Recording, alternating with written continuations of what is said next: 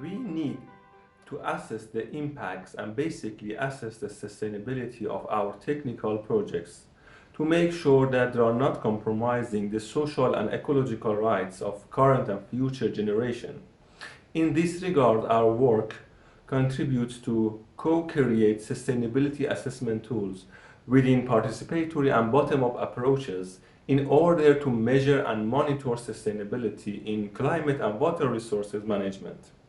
I think bottom-up approaches in addressing climate challenges can help in creating capacities for better decision making and also providing strong links between different groups of stakeholders in sharing their knowledge and information. So these are effective approaches if properly implemented can increase transparency and accountability in any decision making process. Lack of infrastructure and bad governance are key barriers in managing climate and disaster risks for developing countries like Nepal. My own research as a researcher and consultant to governments and development partners is focused on designing and implementing clean, green, climate resilient, hard and soft infrastructures. These need to contribute to climate mitigation as well as be resilient to the future climate uncertainties and impacts. In Asia, as well as around the globe, investment and development of critical infrastructure is occurring at a rapid pace. This infrastructure is meant to ensure community well-being and meet national development goals. But climate change puts that infrastructure at risk of disruption and outright failure. Bottom-up approaches help us consider uncertainties and multifaceted ways of thinking. From both a technical and policy perspective, it's critical to recognize that all sectors are interconnected, and the infrastructure in them must be approached as complex systems rather than individual assets, especially in the context of climate change. Procuenca contribuye a alcanzar las ambiciones climáticas globales a través del diseño e implementación de una gestión del agua resiliente en 4 cuencas estratégicas de Bolivia, usando el enfoque de abajo hacia arriba. En este marco, Procuenca apoya, entre otros, el desarrollo de una plataforma geoinformática en línea para la recolección y diseminación de datos hidroambientales para ser usados en procesos de planificación y monitoreo. También apoya a la creación de mecanismos financieros y el apoyo a entidades locales, regionales, nacionales, para que incluyan la adaptación al cambio climático en la planificación y la inversión de programas y proyectos. Adicionalmente, Procuenca apoya al gobierno nacional y al sector agua para elevar las ambiciones nacionales respecto a las contribuciones nacionales determinadas, o NDCs. So right now, as part of the U.S. government's focus on climate investment and response, I'm helping my organization develop our strategy for mitigation and adaptation. Day to day, that means I'm working on how to include adaptation in our civil infrastructure development. More specifically, I'm aiding our grant partners to understand the importance of finding vulnerabilities in a project's design and then determining how we can address these for resilience and robustness. In India, close to two-thirds of agricultural land is rain-fed, that is, it depends on the monsoon rains.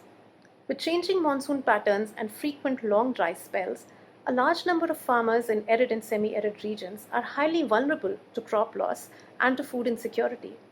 For these farmers, access to protective irrigation during dry spells is a crucial need. How can this need for protective irrigation for the most vulnerable farmers be estimated and accounted for in state irrigation infrastructure planning? This is something that my research focuses on. My colleagues and I used data at local and regional scales, simple models, and participatory approaches to address these challenges. My work is about livestock keepers in dryland areas, pastoral systems. Pastoralists evolved in some of the most unpredictable natural environments on Earth, learning to use climatic variability to their advantage. They are masters in value and variability, achieving relatively stable outputs from highly variable conditions, and this without depending on the unsustainable use of energy and resources, without depending on separating production from nature. Instead, pastoralists have developed flexible systems, systems capable of changing so as to simply match the variability of changing conditions. This is what the theorists of resilience thinking call being prepared to be surprised. It is a specialization widely relevant in the face of climate change, and improving his understanding is central to my work. Our climate work at the International Center for Integrated Water Resources Management has modest ambitions focused on adaptation. We don't know if 200 nations will be able to subsume their own short-term interests and keep temperature increases down. But in the meantime, people still need water. So we are working with how stakeholders at a basin scale can agree to managing water for the common good. Basins are more manageable than planets. Grandpa may live on the farm upstream and his grandchildren in the city downstream. They care about each other, which makes cooperation at a basin scale much easier.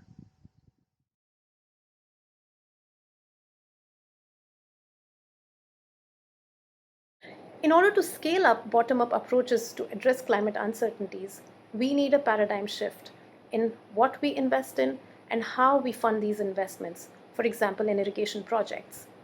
We need to move away from the conventional way of investing, which locks large capital into big infrastructure projects that are unable to adapt to the changing climate and to the changing socioeconomic needs. Instead, we need to take an adaptive approach by making a series of stepwise investments that are small scale and decentralized, which empower local communities and build their capacity to monitor their system, to learn, and to adapt. In other words, we need to move away from making a few investments of $1 million each to instead make million investments of a few $100s. This is a tall order, which will require us to rethink how project financing works and what kind of institutional mechanisms are needed to make this work. But I hope that we can have some creative discussion on this in the climate conference. Scaling up these approaches is an important part of my work. At first, it was about technical knowledge, but now it's also about relationships and building trust. It requires a change agent approach, those strategies, and some real patience. My key strategy is lowering the barriers to entry in my development programs. That's helping our on-the-ground implementers to see how we won't further complicate already complex projects and decision-making processes. To do that, I need to know the projects and stakeholders well and demonstrate where this assessment fits, including its time and cost. I wish there was an easier solution.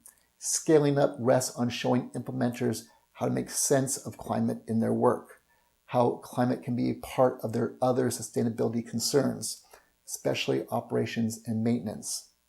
Otherwise, you risk sounding tone deaf. And finally, finding the kinds of people that connect others to these ideas and your experiences. And of course, a lot of perseverance. The case study approach allows us to demonstrate to policymakers how national planning concepts can be translated into practice, and how bottom-up approaches can be used to evaluate climate risk at the project, program, and national development planning levels. This means enhancing the flexibility and robustness of national development plans and the infrastructure priorities that they set by acknowledging future uncertainties and shifting language from climate proofing to deep resilience. The beauty of the bottom-up approach lies on the focus of the context of each problem or solution. It is important to first understand on what matters to the specific context when undertaking climate vulnerability and risk analysis. It is certainly not a case of one size fits all. Vulnerability of water infrastructure is highly dependent on the policy framework under which it operates. Hence, a systems approach is needed to scale up the bottom-up approach.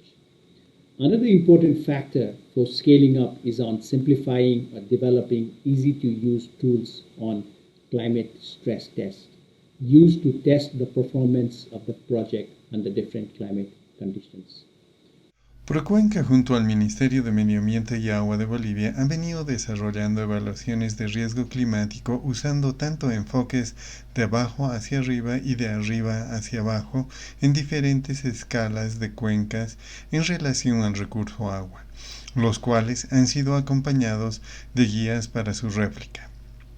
Para la integración de las incertidumbres climáticas en la planificación de las cuencas se utilizó la de metodología XLRM como marco de apoyo a la toma de decisiones robustas. Las estrategias de adaptación a incertidumbres fueron definidas con la participación de los actores locales. Los resultados de los escenarios modelados apoyaron la toma de decisiones de la Plataforma Interinstitucional de la Cuenca en la identificación de estrategias robustas para hacer frente a las incertidumbres del cambio climático. Es importante mencionar que ahora, gracias a los resultados logrados por Procuenca, los gobiernos municipales pueden usar la información disponible en sus procesos de planificación hídrica y ambiental con la activa participación de sus comunidades. Y basados en las lecciones aprendidas y las buenas prácticas, el Ministerio de Medio Ambiente y Agua viene escalando las experiencias en otras cuencas estratégicas de su territorio. Bottom-up approaches to water management are already the norm. It's the connection to the climate community that we need to work on to help climatologists understand that we need their inputs, but in our framework. There's such a mismatch of scales between global carbon, energy, and water cycles and the local water supply or aquatic ecosystem. Work at both scales is important for water and climate security.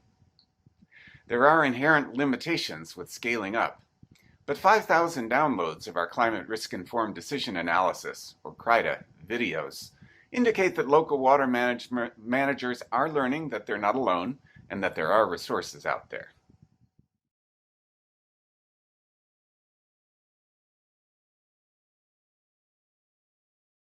El cambio climático se presenta como una emergencia global que tiene actualmente efectos negativos en la vida de las personas, la seguridad hídrica y la biodiversidad del planeta, afectando principalmente a los más pobres, ya que ellos no tienen los medios para adaptarse a los presentes y futuros impactos del cambio climático. Por ello, en la COP26, las discusiones deberían centrarse en los siguientes temas.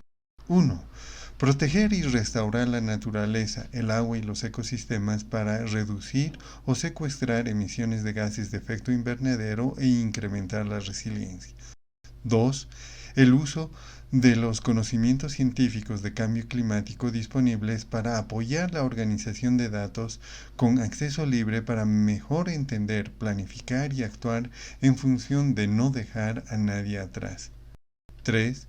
Facilitar la transferencia de tecnología y el desarrollo de capacidades para mejorar los procesos de adaptación principalmente. 4.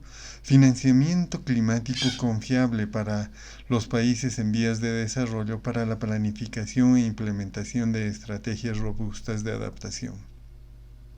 Al finalizar la COP26, esperamos que los países en vías de desarrollo estén mejor preparados para acelerar y mejorar su resiliencia ante los impactos del cambio climático y que los países desarrollados incrementen el financiamiento y provean el apoyo institucional para incrementar la resiliencia y la reducción de las emisiones de gases de efecto invernadero a nivel mundial. There is obviously a cost to both mitigation and adaptation. As the benefits outweigh the cost, there should be no hesitation by any country to bear the cost and support others in need. I hope the deliberations in the COP26 give adequate time and space to finance climate mitigation and adaptation. Sharing of data, information, and research should be high on the agenda. This is one area I am particularly interested in, as it benefits professionals like me to contribute to the global climate actions. At COP26, we hope that there is an increased awareness of the need for climate planning and action which integrates multiple sectors. particularly highlighting how water is a central thread between sectors and a critical resource for effective adaptation. At the COPs and the IPCC, discussion of natural reservoirs vastly outweighs that of the human-built reservoirs of water, pointing again to the scaling mismatches between the global discussion and the local decision-making framework. The surface area of the Earth is maybe 500 million square kilometers. A water supplier may be looking at 500 square kilometers, or 1/1,000,000th of that. We need to learn how to bridge this gap. In addition, there is virtually no discussion of managed aquifer recharge as an adaptation measure. That phrase, and aquifer storage and recovery, only occurred 2 to 3 times each on the IPCC website. So more discussion is definitely warranted. I think the key message to see discussed at COP26 already has been delivered by the recent IPCC assessment report in 1,300 pages of reports. So we indeed, all nations have to take decisive action at different levels. And tomorrow is too late. We should prepare for the worst, not hope for the best, but work together toward achieving the sustainable best.